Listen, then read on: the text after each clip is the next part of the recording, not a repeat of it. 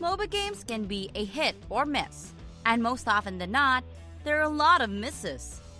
When the entire concept is based on capitalizing on the success of the OG MOBAs like League of Legends and Dota, then you know something isn't right with that game.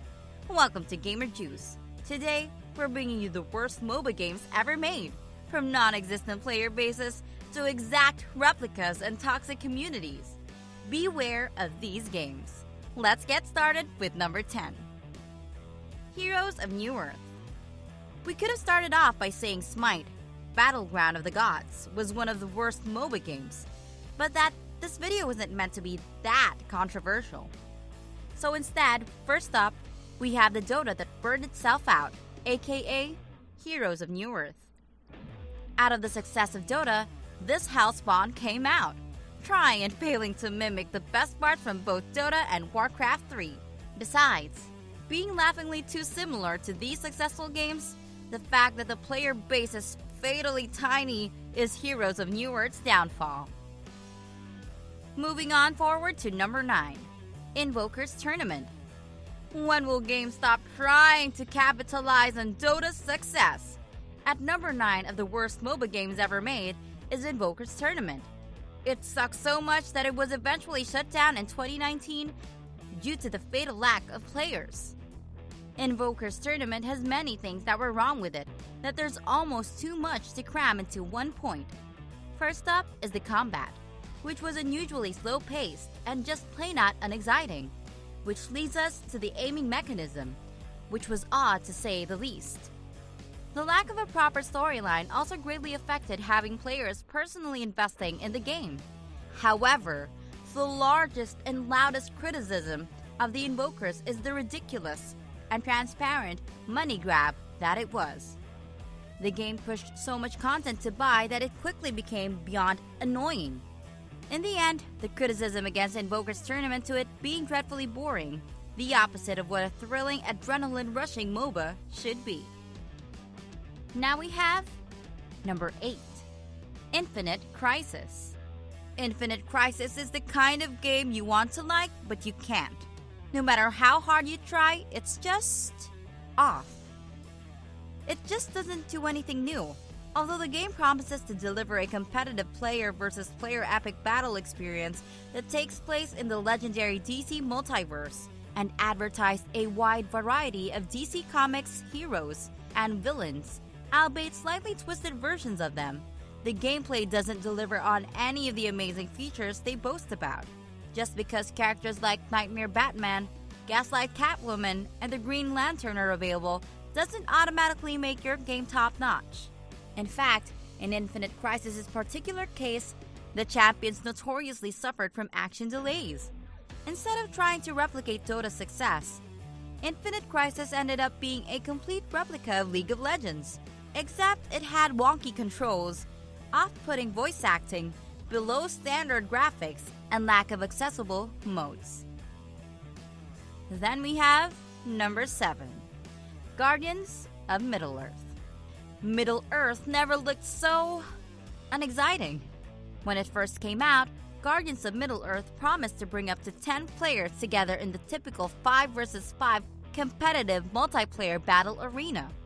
Only they used iconic characters like Gandalf, Gollum, Sauron, Thrain, and more. What it ended up doing was not living up to the expectation it set for itself. It should be noted that the PC version is the one that faced the heavy criticism. The Xbox version was alright. Alright, now let's go to why Middle-earth's heroes failed us. The lagging should put you off from the start. If you were using a normal mouse and keyboard, then the game was horrifically unresponsive. So the controls were unresponsive and plain clunky at best. There were no decent graphic options and no key binding options. Numerous players stumbled upon numerous glitches in connectivity as well. And when you finally succeeded in getting to the battling and conquering part, you would have found it hard to find people to play with. In April 2019, Guardians of Middle-earth was removed from Steam. The tragic thing is that Guardians of Middle-earth did have potential. It had the potential to be addictive like the rest of its fellow MOBA competition. But when your graphics look like something straight out of a PlayStation 2 game, and the game gets called unplayable.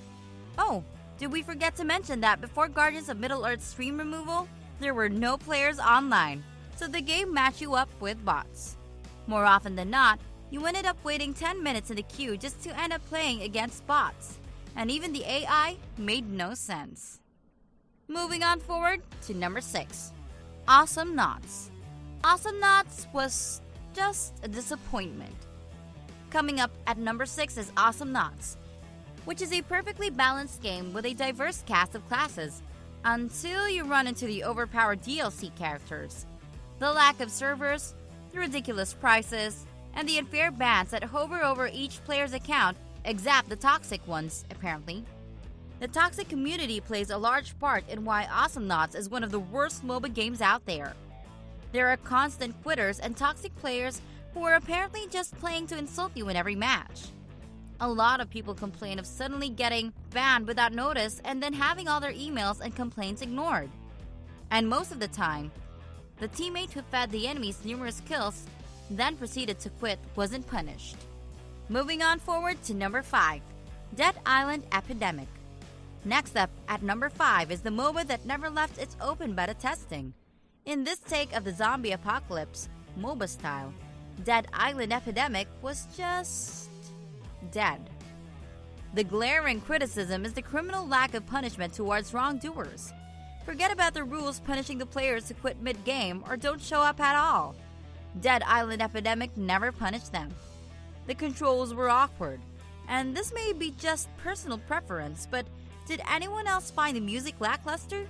The zombie slashing and battle noises were fine, but the mediocre music overshadowed every epic kill. Now we have number 4, One Tower. One Tower has you defending your tower from destruction and feel compelled to explore another. That's it. Did you think there was more? One Tower is a disappointing 1 vs 1 MOBA that had a limited selection of playable characters. Of course, if the characters were flexible and compelling, this can be overlooked. But the characters were just painfully predictable. Some characters would just end up being played the same way with every player, no matter what your playstyle was. Even the intro narration didn't set the game up for success. It was just drawn out and pointless. The entire sequence features you controlling a young version of the main character.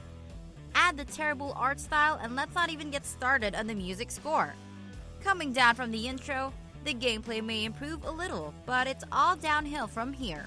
The tower aspect did have some merit to it, but the execution was atrocious.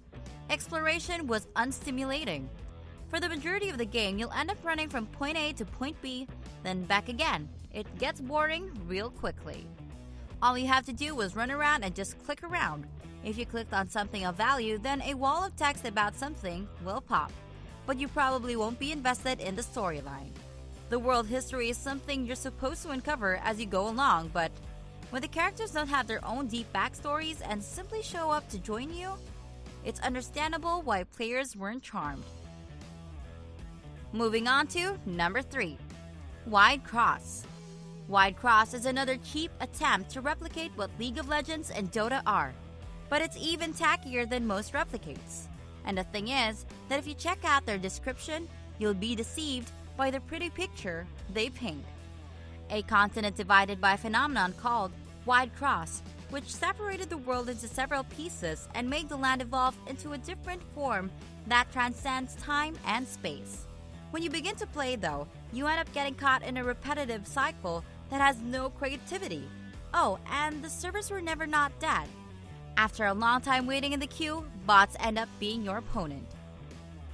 Moving on forward to number 2, Iron League.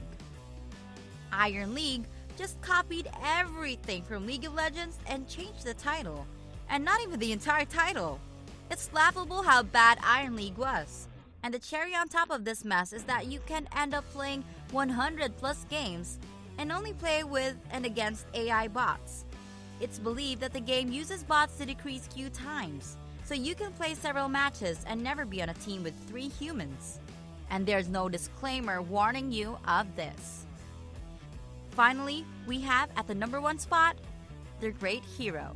We saved the worst for last, literally. Ever heard of The Great Hero? It's only one of the latest games to be banned from the Steam store for plagiarism. Yeah, this game took copying other successful MOBA games to another bold level. Even though Valve didn't provide a public comment as to why the ban happened, the 15% mostly negative rating at the time of the game's ban was pretty telling. The Great Hero was only really available in Chinese, and most of the reviews criticized the game and its developers for stealing artwork and assets from other successful titles such as World of Warcraft, Three Kingdoms Kill, Three Kingdoms, Fighting God of War, Goddess Alliance, and the obligatory League of Legends everyone tries to copy. The developer also stole these games' features without modification. Another complaint about the game said that the developer sometimes boldly responds to the negative reviews. And that's a wrap for today's video. We hope you enjoyed watching it. Which MOBA game was the worst in your opinion? Leave your answer in a comment below. We would love to know.